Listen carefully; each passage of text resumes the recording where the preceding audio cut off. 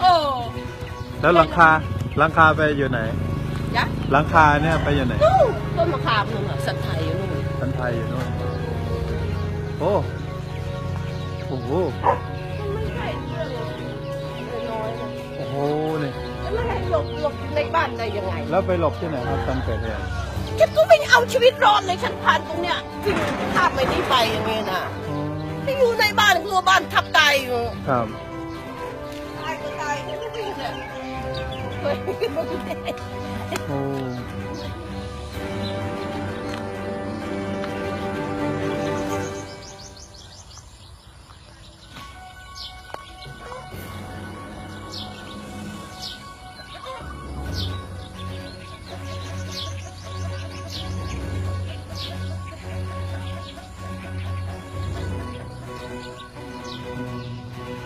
มันเราไม่ได้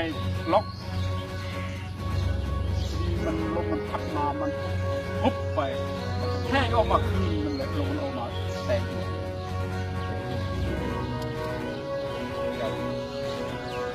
มันมาแรงโคตร ครับ แต่จริงๆสมายิ่งมันมาว่ามันหมุนอยู่แต่ในนี่เลย อืมราคาหอฉันโดนเยอะ คนทำก็ไปหลายเซนสุดท้ายจะต้องเป็นทั้งหมดเลย ครับ มันทะลุหมดเลย อ๋อ นั่นเลยแต่ยังไม่ได้ดูกำนันเลยยังไม่ได้ทำอะไรเรื่องจริงเป็นทางเช้านี่